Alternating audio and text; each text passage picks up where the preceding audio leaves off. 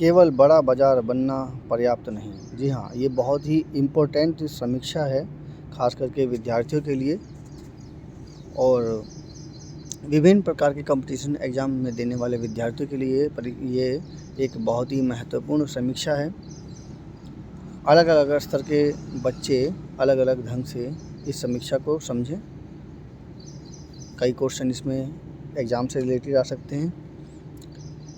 मेरी ये समीक्षा छात्रों के लिए इसका किसी संगठन, देश या राजनीति से कोई लेना देना नहीं है।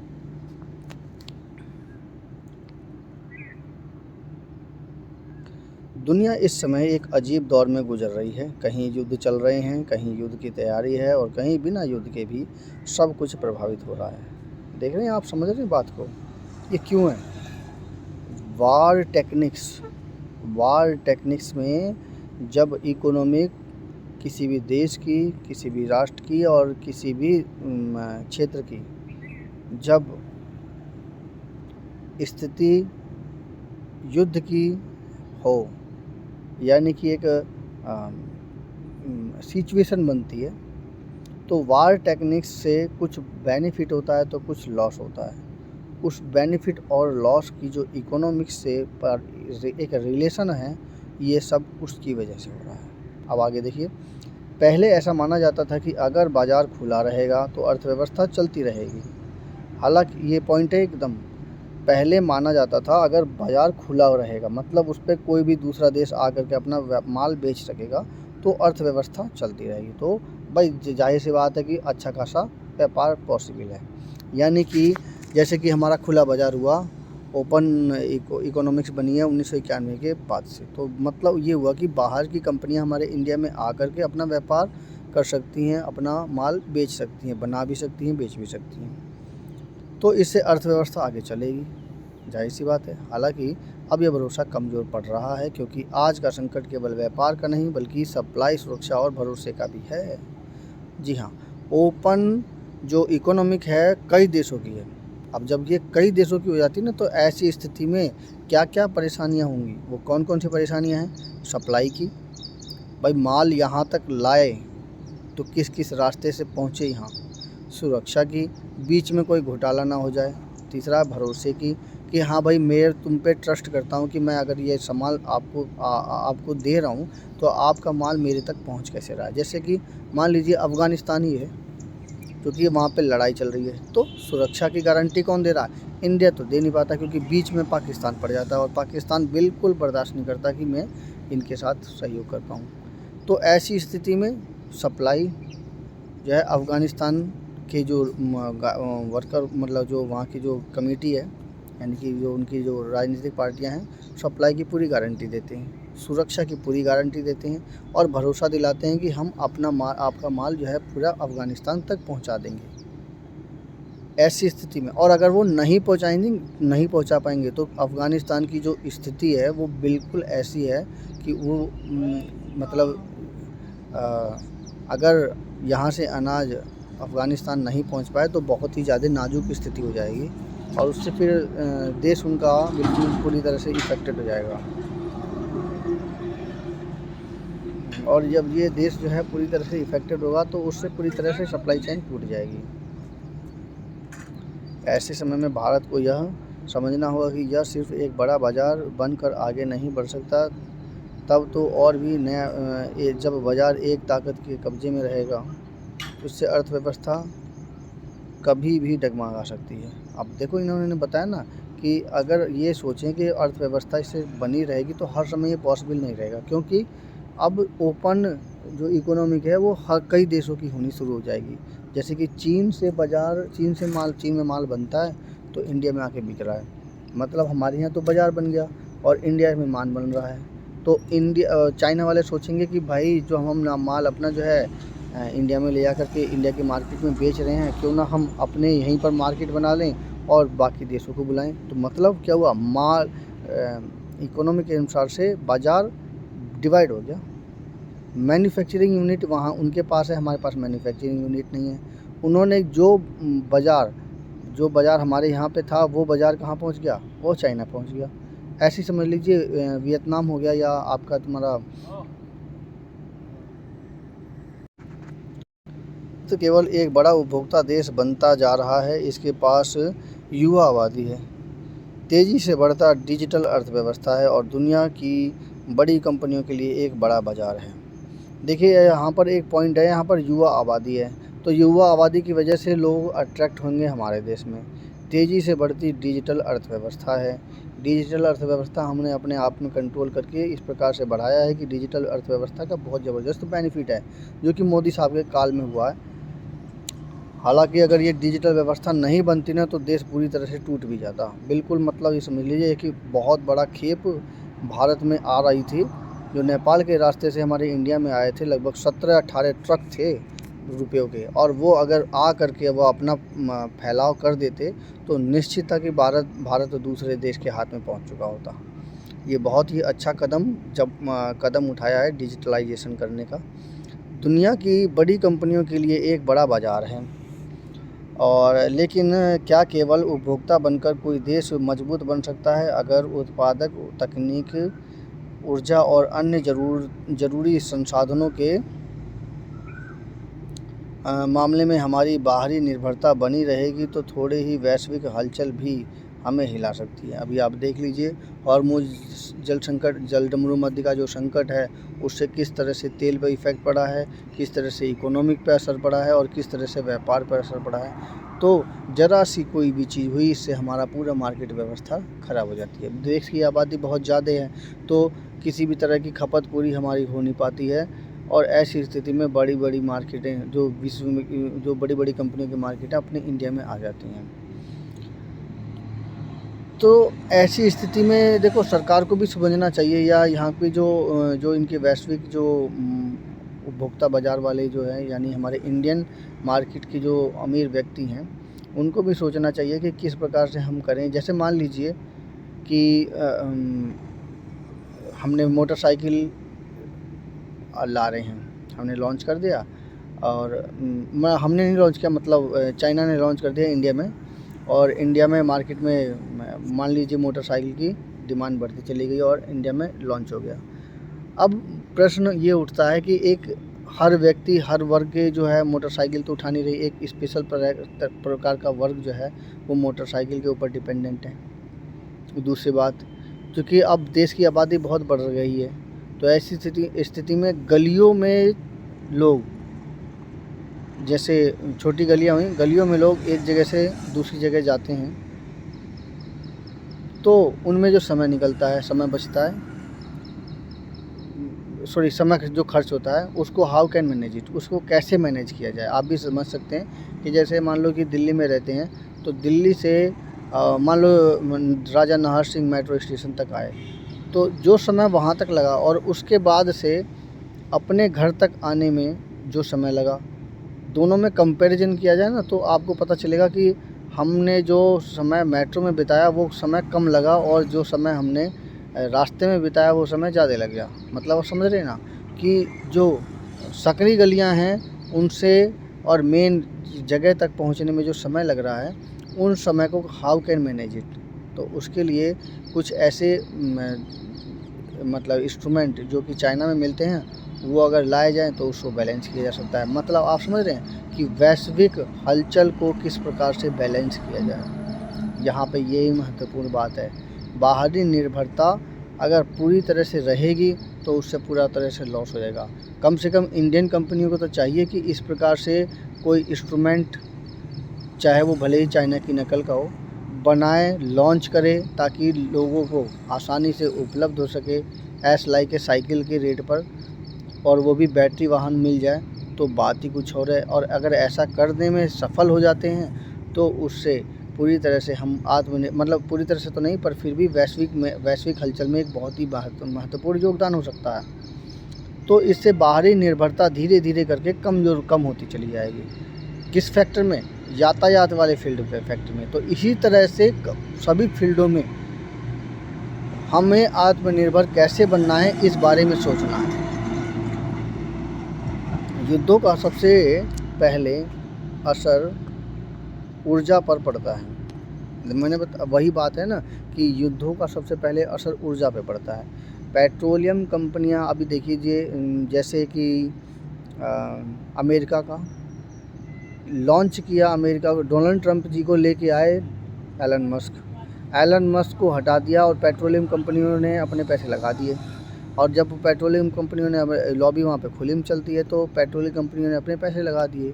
उससे क्या हुआ कि उनकी जो एनर्जी सोर्सेज हैं अलग अलग देशों में हैंगे, जिसकी वजह से कीमतों में उतार चढ़ाव हुआ और ऐसी स्थिति में युद्ध करवा दिया। देख लीजिए आपके सामने ईरान, इजराइल और अमेरिका युद्ध। इसके अलावा अभी वेनेजुएला की कहानी चल रही थी, अभी आपके ताइवान की कहानी चल रही थी उससे पहले, और यूक्रेन रशिया का युद्ध तो 4 साल से चल ही रहा है, वो तो फिक्स है, वो तो हटने का नाम नहीं ले रहा लग रहा है। सप्लाई में रुकावट आती है, तेल और गैस की कीमतें बढ़ती चली जाती हैं, सप्लाई में रुकावट आती है, इससे प्रभाव आम आदमी की जेब पर पड़ता है। तो भाई जाहिर सी बात है आम आदमी की जेब पर पड़ेगा, जो भी आम आदमी अपना जीवन यापन कर रहे हैं उसके उनके जेब में से पैसा जाएगा। लेकिन संकट यहीं ख़त्म नहीं होता, एक और बड़ा खतरा है डिजिटल ढांचे का। अगर हमारी ज़िंदगी का एक बड़ा हिस्सा इंटरनेट, डाटा और क्लाउड पर टिका है, बैंकिंग से लेकर सरकारी सेवाएं, पढ़ाई से लेकर व्यापार, सब कुछ डिजिटल हो चुका है। ऐसे में अगर युद्ध के कारण डाटा सेंटर प्रभावित होते हैं, तो इंटरनेट के रास्ते बाधित होते हैं या साइबर हमले बढ़ते हैं, तो पूरी व्यवस्था ठप हो सकती है। देखिए अब इंटरनेट फ्री मतलब IT सेक्टर भी पूरी तरह से प्रभावित हो जाता है, तो पूरी व्यवस्था ठप हो सकती है। स्वास्थ्य सेवाएं भी इससे अछूती नहीं हैं। हम अक्सर सोचते हैं कि अस्पताल केवल डॉक्टर और दवाओं से चलते हैं, लेकिन यह सच है कि ये वैश्विक सप्लाई चेन पर निर्भर होते हैं। उदाहरण के लिए MRI मशीन में इस्तेमाल होने वाली हीलियम गैस एक ऐसी विशेष गैस है जो मशीन को सही तापमान पर काम करने में मदद करती है। अब देखिए हीलियम गैस है जो MRI मशीन में उपयोग की जाती है, जिसमें तापमान बैलेंस करने में हेल्प मिलती है। भारत इस अपनी हीलियम ज़रूरत का बड़ा हिस्सा कतर से आयात करता है। यह देश दुनिया के बड़े हीलियम उत्पादकों में से एक है। ठीक है, अगर युद्ध के कारण वहाँ से उसकी सप्लाई बाधित होती है तो इसका असर सीधे आपके अस्पतालों पर पड़ेगा। अब हीलियम गैस है, MRI करवाते हैं तो वहाँ पर हीलियम गैस का उपयोग होता है। हीलियम गैस जो है वो कतर से मंगाई जाती है, और जब वो कतर से मंगाई जाती है तो इस वक्त युद्ध का काल चल रहा है, तो उससे अस्पतालों पर फ़र्क पड़ेगा। क्यों? क्योंकि हीलियम गैस आसानी से उपलब्ध होएगी नहीं। जांच में देरी के साथ इलाज महंगा भी हो सकता है। अब क्या हुआ कि उससे क्या हुआ, MRI का रेट बढ़ गया। MRI का रेट बढ़ गया तो क्या उसका सोल्यूशन नहीं होगा? सोल्यूशन के लिए हीलियम गैस कहीं ना कहीं से तो इंतजाम करना पड़ेगा। तो यही कंपनियां कहीं दूसरे देश में जाएंगी और उसकी समस्या का सॉल्व करेंगी, यानी हीलियम गैस किसी दूसरे देश से मंगाई जाएगा। तो कई जगहों पर सेवाएं बाधित हो सकती हैं। इसका मतलब यह है कि युद्ध का असर आम नागरिक के इलाज पर पड़ता है, और यही वह स्थिति है जो हमें यह सोचने पर मजबूर करती है कि विकास का मतलब केवल बाजार नहीं होता। अब देखिए को बाजार जिसे कहते हैं ना, कि को बाजार यानी कि एक बड़ा व्यापारिक स्थल बनाने के लिए पहले उससे छोटे व्यापारियों को भी उसके साथ जोड़ना पड़ेगा। मान लीजिए अब दिल्ली NCR में जो रह रहे हैं, तो गुरुग्राम में मान लीजिए मारुति की कंपनी है। ओके, अब मारुति के जो पार्ट हैं तो क्या केवल मारुति बनाती है? नहीं, मारुति के जो पार्ट होते हैं वो अलग अलग कंपनियां असेंबलिंग करती हैं। कुछ कोई बनाएगा, कुछ कोई बनाएगा, कुछ कोई बनाएगा, और वो सारी जाकर के मारुति कंपनी अपने पास मारुति के स्टोर में जाएगा और वहाँ पे जाकर असेंबल हो जाएगा। बस इतना सा काम है। तो मतलब क्या हुआ कि मेन पॉइंट मारुति का ब्रांड रहा, और उससे रिलेटेड कम से कम यहाँ पर 50-100 कंपनियाँ हैं, जो छोटी कंपनियाँ हैं जो इंडस्ट्रियल एरिया में बसी हुई हैं, वो उस मारुति कंपनी के ऊपर डिपेंडेंट हो गए। मतलब ये हो गया। और अगर बाई चांस मारुति के ऊपर कोई संकट पड़ गया, वो अपनी जगह गुड़गांव से शिफ्ट करके और गुजरात या कोस्टल रीजन महाराष्ट्र में चले गए, तो क्या होगा? ये जो 50-100 कंपनियां क्या ये प्रभावित नहीं होंगी? ये भी पूरी तरह से प्रभावित होंगी। क्यों? गुड़गांव में सप्लाई करना, दिल्ली NCR से गुड़गांव में सप्लाई करना आसान पड़ेगा, सस्ता भी पड़ेगा, जबकि वहीं महाराष्ट्र या कहीं और सप्लाई करना उनके लिए लंबी दूरी की वजह से महंगा पड़ेगा। तो उससे बाज़ार व्यवस्था पूरी तरह से प्रभावित होगी। भाई जब प्रॉफिट होएगा तभी तो हम वर्करों को देंगे, तभी तो जाके कंपनी चलेगी, और जब प्रॉफिट नहीं होगा तो हम कैसे कहेंगे कि बाज़ार हमारा ठीक ठाक से चल रहा है? तो बाज़ार ज़रूरी है, पर यह सब कुछ नहीं कर सकता। बाज़ार वहाँ जाता है जहाँ फ़ायदा होता है। इम्पोर्टेंट चीज़ है, जहाँ फ़ायदा मिलेगा वहीं बाज़ार बनेगा। अब देख लीजिए, दुबई को देख लीजिए। दुबई कहता है फ्री में आओ, आप यहाँ पे आओ, हम तुम्हें कंपनी का रहने के लिए कंपनी की सारी व्यवस्था करके देंगे, आपको कुछ भी करने की ज़रूरत नहीं है, हम सारा चीज़ करके देंगे। टैक्स तक देने को लिए वो कहता फ्री टैक्स देने की ज़रूरत नहीं है, आप यहाँ आइए और काम कीजिए, टैक्स फ्री। अब ऐसी स्थिति में क्या होगा, कंपनियां वहाँ जाएंगी, अपना दुकान बनाएंगी। दुकान बनाने के लिए वो क्या है, मीडिएटर की तरह काम कर रहा है। वहाँ से यूरोप की तरफ सप्लाई हो जाएगी, वहाँ से वो एक तरह का समझ लीजिए बाज़ार है। उन्होंने बाज़ार बनाने के लिए एक फ्री ऑफ कॉस्ट ऑफ़र दिया। और टैक्स कैसे कमाते हैं, अगर वो सड़क पे कोई जा रहा है और ज़रा सी भी कोई गलती कर दी, तुरंत वहीं ऑटोमेटिकली वो पैसा काट लेंगे। तो उनके जो है टैक्स का सिस्टम अलग हो गया। पैसा वो भी कमा रहे हैं, लेकिन कमाने का तरीका बदल दिया उन्होंने। बाज़ार वहाँ जाता है जहाँ फ़ायदा होता है। तो यहाँ पे क्या हुआ, दुबई में अगर कोई कंपनी लगाता है तो उन्हें ज़्यादा फ़ायदा मिलता है। कोस्टल रीजन में कोई कंपनी अगर लगाते हैं तो उन्हें ज़्यादा फ़ायदा मिलता है इन कंपैरिजन इधर बिना कोस्टल रीजन एरिया के। इसी वजह से उत्तर भारत कम डेवलप हुआ है दक्षिण भारत के मुकाबले। और क्योंकि दक्षिण भारत में कंपनियां ज़्यादा लग गई, क्योंकि वहाँ पर कोस्टल रीजन एरिया है, लेकिन वहाँ पर पानी की व्यवस्था नहीं है, जबकि उत्तर भारत में पानी की व्यवस्था अच्छी है। तो पलायन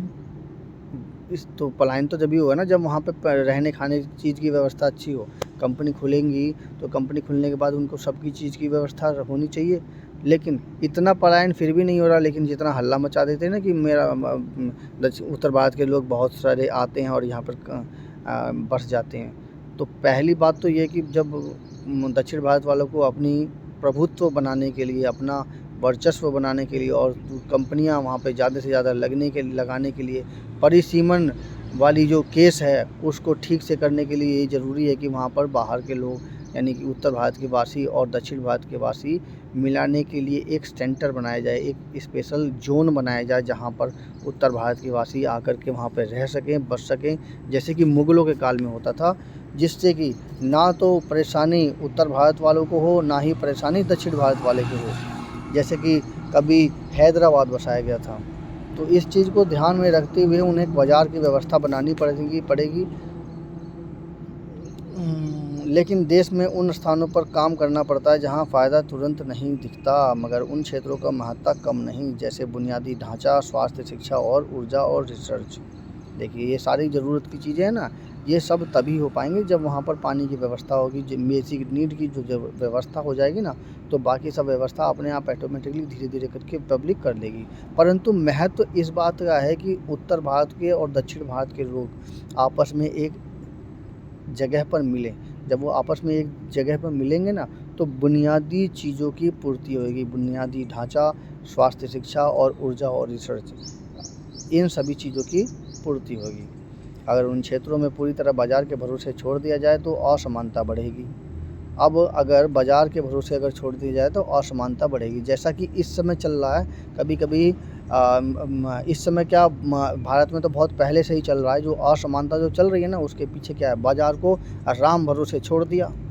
भैया अब हमारे बस की नहीं है, हाथ उठा दिया। क्यों, इतने बड़े काम के लिए हमें आदमी चाहिए, आदमी के लिए पैसा चाहिए, और पैसा करने के बाद ही सारी व्यवस्था बन पाएगी। कुल मिलाकर के टारगेट तो हम बना लेते हैं, पर वो किताबों तक में रह जाता है। तो ये जो असमानता है, उस असमानता को कैसे दूर करना पड़ेगा, देश को यही समझना पड़ेगा। और जितनी असमानता बढ़ेगी उतना ही देश टूटेगा। अभी देख लीजिए दक्षिण भारत और उत्तर भारत में कितनी ज़्यादा असमानता है। ये इवन एजुकेशन से लेकर हर चीज़ में असमानता है। इसी कारण जवाहरलाल नेहरू ने समझा था कि एक नए देश को खुद को मजबूत बनाने के लिए सरकार की भूमिका ज़रूरी है। उन्होंने उद्योग, बिजली, वैज्ञानिक संस्थान और सार्वजनिक क्षेत्र पर जोर दिया ताकि देश अपने पैरों पर खड़ा हो सके। उनका उद्देश्य केवल आर्थिक विकास नहीं बल्कि ऐसी व्यवस्था बनाना था कि संकट के समय भी टिक सके। जी हाँ, यही इम्पोर्टेंट है, संकट के समय भी टिक सके। आप बाज़ार तो बना ले रहे हैं, लेकिन बाज़ार के लिए ज़रूरी जो चीज़ है, मान लीजिए कि हम तेल ले रहे हैं हम ईरान से, और तेल ले रहे हैं हम हॉर्मुज जल अमरूमद के रास्ते से आ रहा है, और उसी पे लॉक लगा दिया, तो मतलब हमारी पूरी बाज़ार व्यवस्था स्वाहा। तो जब ये बाज़ार व्यवस्था जब स्वाहा हो जाएगी तो ज़रूरत की चीज़ें महंगी पर फ़र्क पड़ेगा। तो संकट के समय में कैसे टिकना है, किस प्रकार से बाज़ार व्यवस्था को बनाए रखना है, ये बहुत ही महत्वपूर्ण है। बाहरी दुनिया के साथ तालमेल की कड़ी माने जाने वाली विदेशी नीति में भी आज असंतुलन दिखता है। अब देखिए यहाँ पर क्या हुआ। एक और हम बात करते हैं, लेकिन कई बार व्यवहार में झुकाव अधिक स्पष्ट दिखता है। अभी देख लीजिए अमेरिका और इंडिया, इनकी वार्ता में मोदी साहब किस तरह से झुक गए थे। क्यों? क्योंकि हमारा जो निर्यात है ना, वो निर्यात अमेरिका से हो रहा है। निर्यात का मतलब समझ रहे हो, हम अपना व्यापार सबसे अधिक अमेरिका से करते हैं और अमेरिका इसको हथियार बना ले रहा है। जिस प्रकार से चीन का व्यापार इंडिया में हो रहा है, तो इंडिया अपना हथियार बना ले रहा है। मतलब ये कि हमें झुकना पड़ जाता है। चूँकि अमेरिका दूर है, तो जितना प्रॉफिट चीन कमा लेता है, उतना उसके मुकाबले अमेरिका से जो हमें इतना प्रॉफिट नहीं हो पाता है। मतलब हमारा जो है आयात ज़्यादा, निर्यात कम है। पश्चिमी देशों के साथ बढ़ती नज़दीकी ज़रूरी हो सकती है, पर अगर संतुलन बिगड़ता है तो हमारे लिए पारंपरिक संबंध कमज़ोर हो सकते हैं। पश्चिमी जो देश है ना, उनके साथ नज़दीकी ज़रूरी हो सकती है, पर अगर संतुलन बिगड़ता है और उनके बीच में अगर व्यापार जो है ना, वो अगर बिगड़ता है तो हमारे पारंपरिक संबंध कमज़ोर हो सकते हैं। उससे जो क्या होगा, पारंपरिक संबंध कमज़ोर हो जाएंगे। विदेश नीति की ताकत इसी में होती है कि वह सभी पक्षों में संबंध बनाए रखे। तो विदेश नीति है, उसके हिसाब से ये देखना होगा कि वो सभी के साथ संबंध किस प्रकार से बनाए। और संबंध बनाने का सबसे बेहतरीन तरीका होता है ये व्यापारिक स्थल। व्यापार किस प्रकार से किया जाए, अपना माल दूसरे देश में कैसे बेचा जाए। तो यहाँ तो अभी हमारे पास मैन्युफैक्चरिंग यूनिट कुछ है नहीं। एक केवल खेती के आधार पर हम कहाँ तक हम किसी देश के साथ संबंध बना सकते हैं। अब ये सोच लीजिए, कोई क्या देश ऐसा होगा जिसमें खेती ना हो। सभी देशों में खेती है, हमारे देश में भी खेती है। तो अब किस प्रकार से हम अपना संबंध दूसरे देशों के साथ बना पाएंगे, आप खुद भी तो सोचिए। अगर हमारे पास कोई नया प्रोडक्ट हो जिसकी जो है वैल्यू दूसरे देशों में हो, तब तो हम अपना संबंध दूसरे देशों के साथ ठीक ठाक से कर सकते हैं। पर हमारे पास कोई ऐसी चीज़ होगी नहीं, तो हम कैसे संबंध बना सकते हैं। अब देख ही लीजिए ना, एन मीडिया या कई सारे जो है चैट जीपीटी हुआ, या कई सारे जो है ऐप होंगे, वो केवल सॉफ्टवेयर की तर्ज पर हैं और वो एक अच्छा काम कर लेते हैं, जिससे कि हमारे देश का व्यापार दूसरे देश के साथ हो सकता है, जिससे जनता को सुविधा मिलती है और वो ज़्यादा से ज़्यादा इस प्रकार के ऐपों का उपयोग कर लेते हैं। तो कहने का मतलब ये हो गया, उससे हमारा और उस देश का बीच का संबंध बहुत अच्छा हुआ। जैसे कि मान लीजिए ये चैट जीपीटी हुआ, अमेरिका के पास बहुत अच्छा खासा पैसा इंडिया से कमा के जाता है, या फेसबुक हुआ, अच्छा खासा पैसा कमा करके इंडिया से अमेरिका जाता है। हम जितना उसको निर्यात करते हैं, उसके मुकाबले में वो कई गुना ज़्यादा वो हमसे कमा लेता है। और ऐसा नहीं है कि केवल इतना ही, ये नेपाल के साथ भी है, बांग्लादेश के साथ भी है। तो कुल मिलाकर के जो हमारी सोशल मीडिया है, उस पर पूरी तरह से उन्होंने कब्जा कर रखा है और उसी कब्जे का वो फ़ायदा उठा लेते हैं समय समय पर।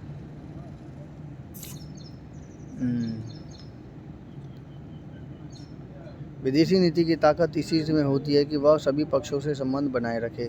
क्योंकि जयशंकर प्रसाद जी जब से आए हैं, तब से काफ़ी कुछ विदेशी नीति में परिवर्तन हुआ है, जिससे कि अपने ढंग से हमने दूसरे देशों के साथ संबंध बनाए। कई बार इससे मुनाफा भी होता है, तो कई बार नुकसान भी होता है। जैसे कि अभी देख लीजिए, रसिया के रूस यूक्रेन युद्ध में हमने स्वतंत्र विदेशी नीति के तहत हमने दोनों से व्यापार किया, जिससे कि हमने अच्छी खासी व्यवस्था बनाई। आर्थिक नीति के बीच ऐसा स्पष्ट तालमेल नहीं दिखता है। हम वैश्विक मंचों पर स्वतंत्र रूप से बात करते हैं, लेकिन व्यापार और तकनीक के मामले में कुछ खास देशों पर निर्भरता बढ़ती जा रही है। जी हाँ, यही बात है मेन चीज़। व्यापार और तकनीकी, ये दो चीज़ हैं जिसकी वजह से हम निर्भरता बढ़ती चली जा रही है। और ख़ास करके व्यापार तो चल भी जाए, लेकिन तकनीकी एक ऐसी चीज़ है जिसकी वजह से हम दूसरे देशों के ऊपर निर्भर हैं। हमें किसी न किसी तरह से हर तकनीकी की एक स्ट्रेटजी बना करके हर तकनीकी को अपने देश में आत्मनिर्भर बनाने के लिए कई कंपनियों को लॉन्च करना चाहिए। लॉन्च होना पड़ेगा कि उन्हें किसी भी तरह से एक वैकल्पिक स्रोत हमारे पास हो। इन्हीं वैकल्पिक स्रोतों से ही ये काम हो सकता है कि हम लोग आत्मनिर्भर हो जाएं। सबसे महत्वपूर्ण बात यह है कि आज देख लीजिए कि मिसाइल या सेना के क्षेत्र में जो बहुत सारे चिप हुए वो चाइना से मंगा लेते हैं। चाइना चूँकि सस्ते में दे देता है, तो चाइना उसमें एक ऐसा सॉफ्टवेयर फिट कर देगा जो कि अगर कभी वो मिसाइल लॉन्च होगी या वो कहाँ तक उसकी रेंज जा रही है, वो सारी इन्फॉर्मेशन चाइना के पास पहुंच जाती है, जबकि इस्तेमाल हमने चाइना का किया। तो मतलब समझ रहे हो, अगर इस तरह से अगर एक्टिविटी रही तो हम लोग एक तरह का अप्रत्यक्ष रूप से गुलाम हो गए चाइना के। हमें तो खुद सोचना पड़ेगा कि उस चिप, पहले तो हमें ये सोचना पड़ेगा उस चिप का महत्व क्या है। क्या उस चिप्स के अलावा कोई हम दूसरा सर्किट या दूसरा सिस्टम लगा सकते हैं या नहीं। और मैं तो कह सकता हूँ लगा सकते हैं, पॉसिबिलिटी है। चाहे वो मैनुअल रूप से काम करने वाले हो, चाहे वो सिस्टम ऑटोमेटिकली काम करने वाला सिस्टम हो, लेकिन ज़रूरी नहीं है कि हम वो उस चिप के ऊपर ही पूरी तरह से डिपेंडेंट हो जाएं। उस चिप की काट भी तो सरकार को या जो वर्कर हैं या जो उन्हें बनाते हैं उसको सोचनी चाहिए ना कि उस चिप की काट क्या हो सकती है। अब हम पूरी तरह से मान लीजिए हमें इलेक्ट्रॉनिक्स नहीं आता, तो क्या हमें रोबोटिक नहीं आता। रोबोटिक सिस्टम को भी तो इस प्रकार से डेवलप करके हम उस चिप की समस्या को सॉल्व कर सकते हैं। या मैन्युफैक्चरिंग मैनुअल रूप से इस प्रकार से हम डिजाइनिंग कर दें कि उस समस्या का सॉल्यूशन किया जा सके। लेकिन हमें सोचना पड़ेगा कि हम उस तकनीकी को किस प्रकार से सॉल्व करें कि हम उस चाइना के मिसाइल टेक्नोलॉजी से बच सकें, यानी अपने ढंग से हम उसे सॉल्व कर सकें, तो जिससे कि हम तकनीकी रूप से आत्मनिर्भर हो सकें। ये सबसे महत्वपूर्ण है, वरना हमारी पूरी इन्फॉर्मेशन तो चाइना पहुंच जाएगी। ऐसा ही अभी खाड़ी युद्ध में जो है अमेरिका में भी हुआ था कि एक आध मिसाइलों में उन्होंने चाइना की चिप लगाई थी, जिससे चाइना को पता चल गया था कि ये मिसाइल चली है। यह स्थिति भविष्य में जोखिम पैदा कर सकती है। खासकर तब जब दुनिया पहले से ही अनिश्चितता से भरी हुई है। एक मजबूत विदेशी नीति वही होती है जो हर परिस्थिति में देश के हितों की रक्षा करे। जी हाँ, एक अच्छी विदेश नीति वही है जो हर परिस्थिति में देश के हितों की रक्षा करे और किसी एक दिशा पर अत्यधिक निर्भरता से बचे। जी हाँ, और अत्यधिक निर्भरता से बचने का एकमात्र तरीका है स्ट्रेटजी बनाना। स्ट्रेटजी को इस प्रकार से बनाया जाए कि हम एक एक स्टेप करके एक एक चीज़, एक एक ऑब्जेक्ट और एक एक तकनीकी को हमें उससे छुड़ाना है। मतलब जो एक एक स्टेप लेकर के हम चलेंगे, तब जा कर के उस देश की तकनीकी जो जिससे हम आत्मनिर्भर हैं, उस तकनीकी को अपने देश में ला सकते हैं और आत्मनिर्भर बन सकते हैं। तब जा कर के धीरे धीरे करके वो पूरी तकनीकी के रूप से हम पूरी तरह से स्वतंत्र हो पाएंगे। आज दुनिया कई खेमों में बटी हुई है। बड़े देश अपने हिसाब से फैसले ले रहे हैं। ऐसे में भारत को सावधानी से चलना होगा। जी हाँ, फैसले जो है ना, बड़े देश बड़े अच्छे से फैसले ले रहे हैं, जिससे कि वो अपनी आत्मनिर्भरता बना ले रहे हैं। हमें सभी से संबंध रखने हैं, लेकिन किसी एक पर पूरी तरह से निर्भर नहीं होना है।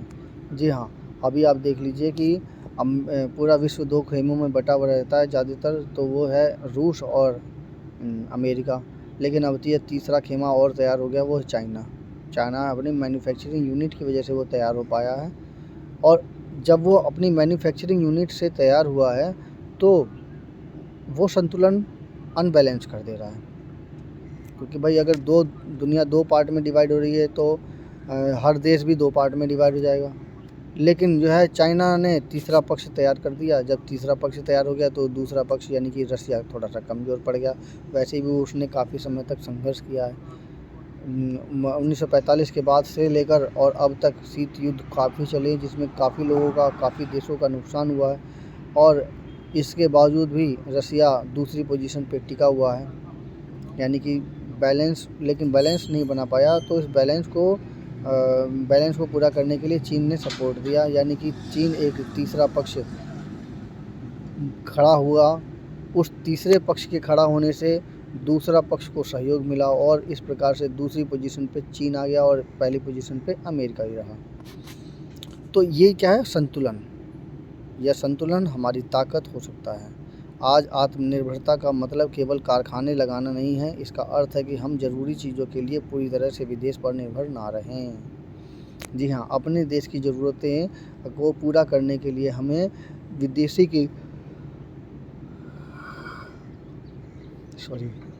विदेशी कारखानों को अपने देश में लगाना पड़ता है, जिससे कि अपने देश की आवश्यकता पूरी हो, ये ना हो। इसका अर्थ है कि हम ज़रूरी चीज़ों के लिए हम पूरी तरह से विदेश पर निर्भर हैं।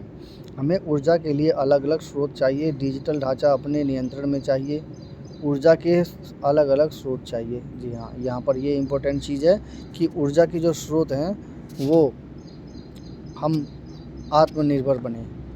ज़रूरी नहीं है कि हम पूरी तरह से ऊर्जा के स्रोत जो है बड़े बड़े स्रोत ही बनाएं, हमें छोटे स्रोत पर भी तो ध्यान देना चाहिए। आप ये सोचिए,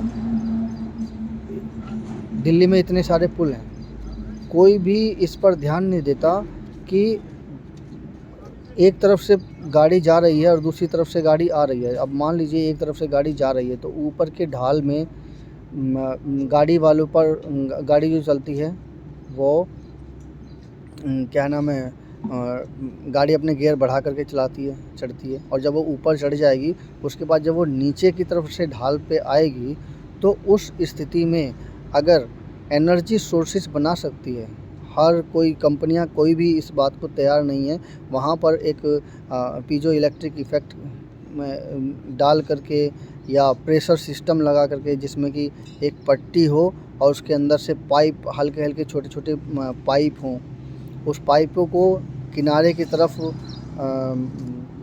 जोड़ करके वहाँ पर प्रेशर सिस्टम बना दिया जाए, ताकि अगर कोई गाड़ी जाए तो वो जो पाइपें होंगे, पाइपों के अंदर जो हवा भरेंगी वो हवा ऑटोमेटिकली प्रेशर लगाएंगी और दूसरी साइड नोजल रहेगा और नोजल का जो प्रेशर रहेगा वो सीधा क्या नाम है, प्रेशर उसमें जाएगा, प्रेशर टैंक में जाएगा और प्रेशर टैंक से वो क्या करेंगे, वहाँ प्रेशर टैंक को अगर प्रेशर टैंक से आसानी से बिजली बन सकती है और जब वो प्रेशर टैंक भर जाएगा तो वो आसानी से कम से कम कुछ नहीं तो वहाँ पर चार्जिंग स्टेशन बन सकता है, जहाँ पर गाड़ियों को चार्ज किया जा सकता है, मोबाइल को चार्ज किया जा सकता है या छोटी चीज़ों को चार्ज किया जा सकता है। तो इस प्रकार से इतना तो पावर कंजप्शन या पावर बनाई जा सकती है जिससे कि जो बैटरी वाली गाड़ियाँ हैं वो आसानी से चार्ज हो सकें। तो ये तो डिपेंड करता है ना कि कौन सी कंपनी इसमें अपना हाथ लगाती है। ऐसे ही ऊर्जा स्रोत के बहुत सारे तरीके हैं, जैसे कि लेह लद्दाख में जाते हैं तो वहाँ बहुत अच्छी हवा बहती है, तो उस अवस्था में वहाँ पर इस प्रकार से डिज़ाइन किया जाए घरों को कि जो ऊर्जा हवा से जो बनती है वो ऊर्जा ऑटोमेटिकली कन्वर्ट हो जाए एनर्जी सोर्सेज के रूप में। और जब वो एनर्जी सोर्सेज के रूप में और वो घर घर अगर हो जाए या एक बड़े स्तर पे हो जाए तो उससे तो एक अच्छा खासा एनर्जी बनाई जा सकती है, जिससे कि अच्छा खासा उद्योग चलाया जा सकता है। और कहने के लिए वो दूर दराज का एरिया है, लेकिन वहाँ पर अच्छा खासा